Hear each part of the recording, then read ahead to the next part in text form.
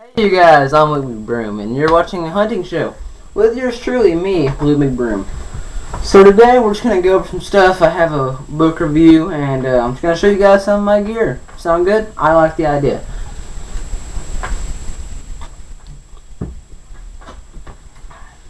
Got a moist in the mouth. Okay, anyhow, going on. The book that I'm reading right now, it's a great book. Make sure you go get a copy of it. It's The Politically Incorrect Guide to Hunting. That doesn't mean it's correct. It means it's incorrect. The wrong way to do something. Incorrect. The Politically Incorrect Guide to Hunting. Make sure you go pick up a copy of this book. It is really, really awesome. Moving on. Show you guys some of my gear. Let's start in the pants department. I like these. Pair of thermal pajamas, and they are so warm. They're great. Seriously, go pick up a pair of thermal pajamas. They will keep you warm. And if you're down south and you're hunting near Texas, where it gets like 70 at the lowest, you know, you might not really need these. Okay, moving on. Next thing is this pair of pants. Basic khaki cargo pants, right? Think again, my friends. I always have a trick up my sleeve. Flannel. Look at that. Flannel on the inside. Thick jean cargo khaki outside, you know. These are warm. I call them my polar bear pants. I think I've outgrown them now, but I'm not going to demonstrate that for the video. Okay. Oh yeah, those are fit. Never mind. Okay, moving on. Where's my other? Okay, here it is. Just so you guys know, I love Army camo, and I own a bunch of Army stuff. So, yeah, basic pair of Woodland camo pattern. Once again, Woodland camo pattern. Love them. They look good. They're pretty intimidating looking, sorta, or whatever. So, yeah, I like them. Okay, moving on to the shirt department. If I can ever find... Okay, there it is. Okay, so basic cotton shirt, right guys? Yeah, basic cotton shirt. I like it. Or you can go with spandex, either one, don't really matter to me. Okay, gonna set that down right there. Next thing, moving on. Black, thermal, long sleeve shirt. Warm, my friends. Very, very warm. I like it. I just do. Thermal is great. Just like my PJs that I showed you, you know, with the little square looking things all over them. You know what I'm talking about. Thermal. Okay. Like I said, I like Army stuff. So, without further ado, my Woodland pattern Army jacket. I like it. There's just one minor flaw, and that's that there's a barbed wire hole in the back. Not that that really matters to anybody. But yeah, this thing has more pockets than your average pair of pants. This is a military issue. I got it at my Army surplus store here in town, and it's pretty great. Make sure you go get you some Army camo if you like that kind of stuff. The next thing, moving on to accessories. Or are we? No, I lied. Army jungle boots. Now, are these things warm for Tennessee hunting? No, because it gets about 20 to 15 degrees in the morning up here during the deep part of winter, which is when I like to hunt. If you're gonna wear,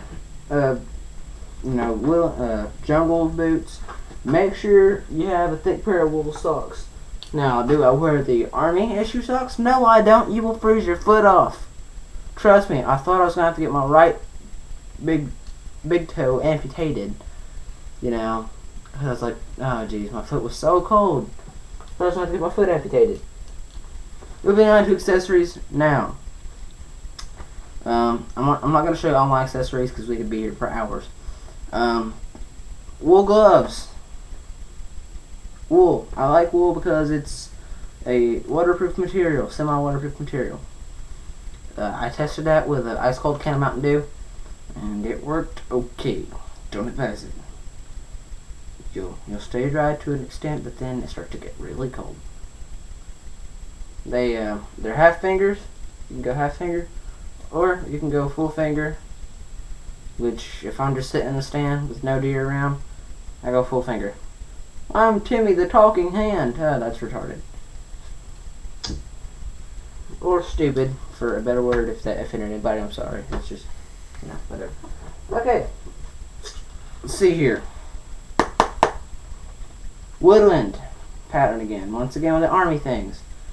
I have very bad knees. I've messed up my knees at a very young age. I have bursitis in my right knee, and there's a knot on my knee the size of a very big wine grape. It's really bad. I could show you guys, but I don't want to have to pull up a pair of skinny jeans, they're not that skinny or nothing like that, but nonetheless, they're pretty tight and it hurts my knee. Yeah, knee pads. For any of you guys that got bad knees, go pick up a pair of these. But these, for me, since I have very small legs, aren't actually knee pads. These are actually elbow pads. I just converted them into knee pads because my legs are so small and my arms are smaller. Okay, what's next? Hats. Yes, hats. I cannot advise this next part enough.